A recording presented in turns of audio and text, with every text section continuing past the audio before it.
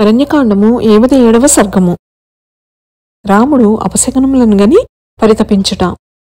అక్కడ రామచంద్రుడు కామరూపియగు మారీచాసురుని మృగరూపధారిని మోసగాన్ని సంహరించి ఆశ్రమమును చేరు తొందరలో వెళ్ళుచుండగా వెనుక ప్రక్కన నక్కల కూతలను విని, ఈ ధ్వని దారుణము నాకెక్కువైన కీడును తెలుపుచున్నది.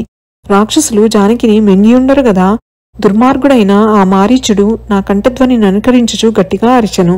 ఆ అర్థధ్వనిని తామరరేకుల వంటి కన్నులు గలదీయగు సీతయు లక్ష్మణుడును విన్నచో విభ్రాంతిని పొందినవారై, ఆ జానకీదేవిచే ప్రేరేపింపబడిన వాడై సుమిత్రాసుతుడు అతివేగముగా నన్ను వెదుకుచు ఆమె నరణ్యంలో వీడివచ్చును.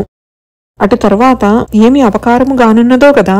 ఎక్కడి బంగారు లేడి నన్నీ విధముగా తాటకపుత్రుడు దొరకక దూరముగా తీసుకుని వచ్చి నా బాణముచే కొట్టబడి చచ్చిపోవచ్చు. హా సీత, లక్ష్మణ, పట్టుపడితినని అర్చను. యథార్థము. దీనిని బట్టి చూడగా ఏ మాయ చేతైనను రాక్షసులు జానకిని చంపచూచుచున్నారు. అడవిలో నుంటరిగానున్న నా సీతకు, చిన్నవాడైన నా తమ్మునకు క్షేమం కలుగుగాక. ఈ జనస్థాన నివాసము రాక్షసులతో అంతులేని విరోధము కలిగించినది. భయంకరమైన శకునములు విపరీతముగా కనిపించుచున్నవి. ఎచ్చట చూచినను నక్కల అరుచుచున్నవి. ఏమి కీడు మూడనున్నదో, ఏమి చూడవలేనో గదా. ఏమి చేయుదును, వారెట్టులున్నారో అని దీనముగా వెళ్ళుచుండగా పక్షులను మృగసంగములను ఎడమ ప్రక్కకు వెళ్ళుచు భయంకర ధ్వనులు చేయుచుండగా జానకిని తమ్ముని తలంచుకొనుచు ఎక్కడను ఆలస్యము చేయక వెళ్ళెను. రాముడు లక్ష్మణుని చూచి సీతను తలచి దుఃఖించుట. అట్లు వెళ్ళుచు ఆశ్రమ సమీపమున కొంత దూరమున తనకెదురుగా దీనవదనముతో వచ్చుచున్న తమ్ముని చూచి దుఃఖముతో నిండిన మనస్సుతో దగ్గరకు వచ్చి ఆదుర్దాతో అతని కుడి చేతిని పట్టుకొని ఆర్తి తోచునట్లు ఈ విధముగా కఠినముగాను మృదువుగాను పలికెను. అయ్యో లక్ష్మణ, ఏమి చేసితివి? ఇస్సి సీతాదేవి నొంటరిగా నా అరణ్య మధ్యమున వదిలి నీవెందులకు వచ్చితివి? అక్కట ఆ సుందరాంగిని మనుష్యులను తిను రాక్షసులు తినివేసిరో లేక ఎత్తుకొని పోయిరో? హా లక్ష్మణ, సందేహము లేదు, గొప్ప అశుభమే కలుగునని తోచుచున్నది. అన్నా లక్ష్మణ, జానకిని ప్రాణములతో క్షేమంగా చూడగలమా? చూచితివా లక్ష్మణ, సమీపంనందు నక్కలు భయంకరంగా కూయుచుండెను.